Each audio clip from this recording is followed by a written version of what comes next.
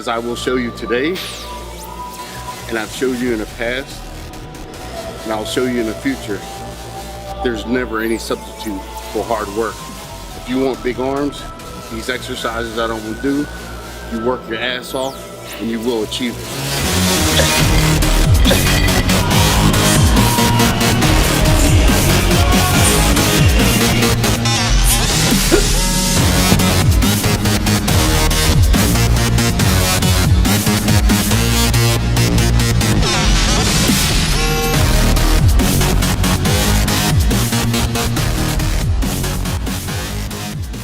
Hey, I have the new pro, Johnnie Jackson here, and I'm here at the seated cable row, and I turn it into a bicep exercise. I like to do it here on the seated row because it takes me off my feet. It makes me a little unstable, but I have to use my arms, my bicep to actually do the exercise. I can't grasp any momentum and swing or use my legs to help with the exercise. I gotta strictly use my arms, so that's why I like this exercise so much.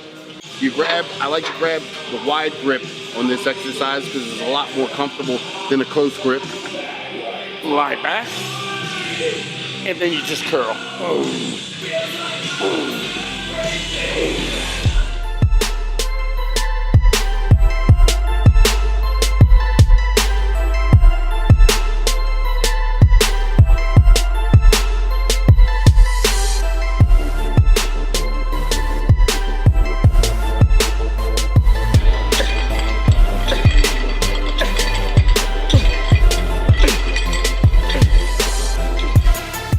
And I just demonstrated the camber curl.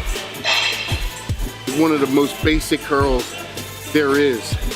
You know, this is the exercise, you know, that pretty much each and every one of us bodybuilder started out doing.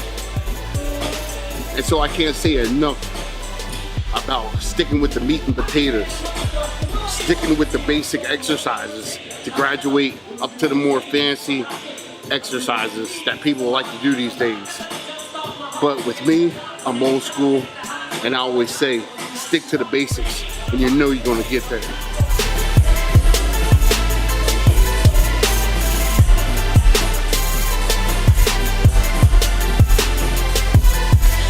This is my favorite variation of the preacher curl. You know, instead of coming into the machine and doing both arms at the same time, you still can use one arm a little bit more than the other. You know, you can concentrate depending on which one is stronger, left or right. So I like to come in and do the individual arm by itself, so I know this one arm and this one bicep is getting all the work. Very important on making sure the body is balanced and the muscle is balanced, strength and size. I usually do about 4 sets, 10 to 12 reps, graduating up in weight. And doing this exercise this way, the ideal of putting a little more pressure on that muscle, on the muscle that you're working that day. Like I said, there's always got to be one exercise, one set where you put some pressure on it. This makes sure that every set that you do, you're putting the max pressure on that bicep.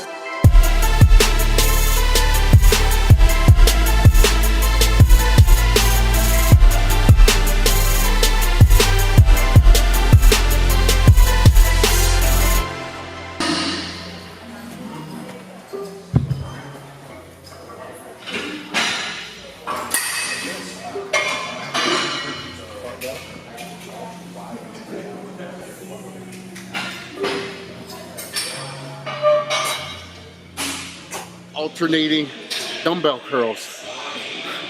As you can see, I go fairly heavy. I start out light and fairly strict on the beginning, but as I get towards the end, or at the end, I use the heaviest weight I can use that day and do as many reps, up to 15, that I can do. Like I said, there always got to be one set that you put some pressure on it. And doing alternate dumbbell curls and that much weight in one arm, you can't help but to stimulate the muscle and break that muscle down.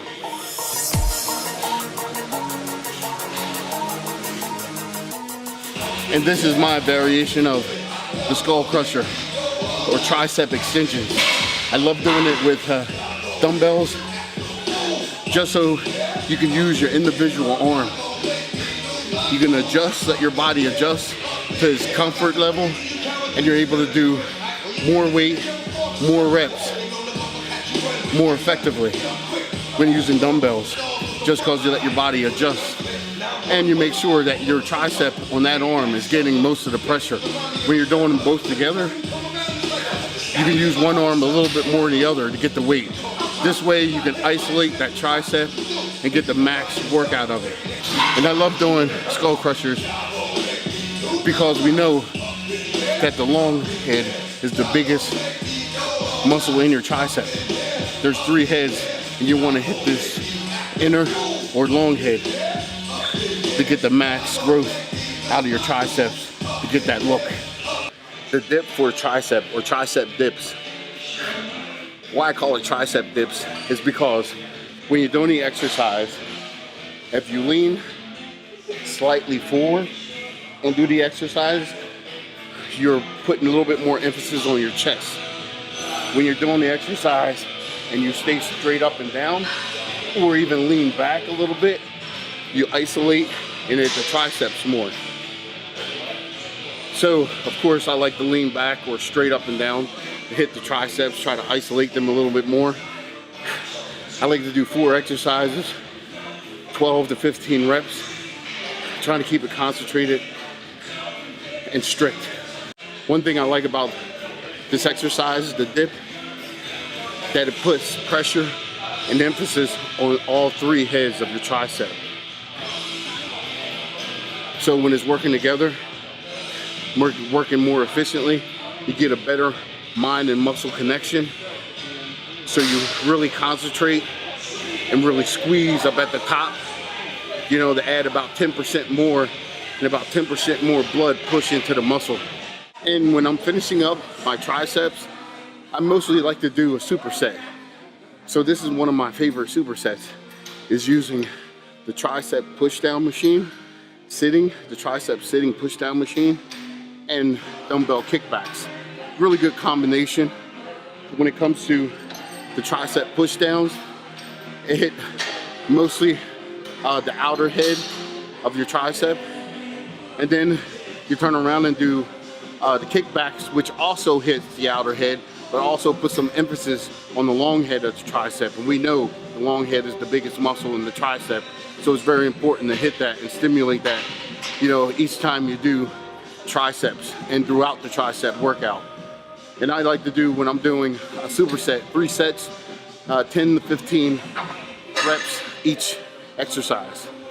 The tricep push down, the sitting tricep push down, it's somewhat similar as the dip, but with the dip, you're using mostly your body weight, unless you put some weight on and add on, but also you're balancing yourself as well. So you use a lot of stabilizing muscles to help stabilize you, and it makes you put in a little bit more effort when doing the dips.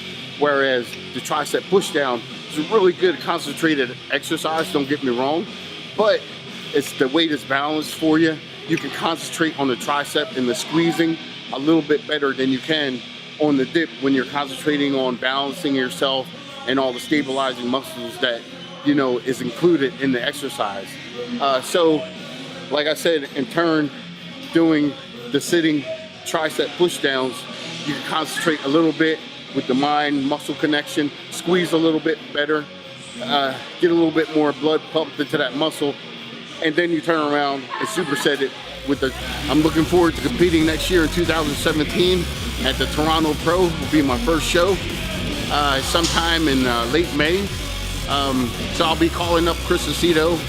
Matter of fact, this weekend coming up, I think it's going to be November 6th, that Sunday. I'll be contacting him, and we'll start prep starting Monday on getting ready for Toronto next year. So I'm looking to compete, you know, in at least about 6 shows next year. So really active in it again, and feeling good, looking forward to it. So make sure you don't miss it.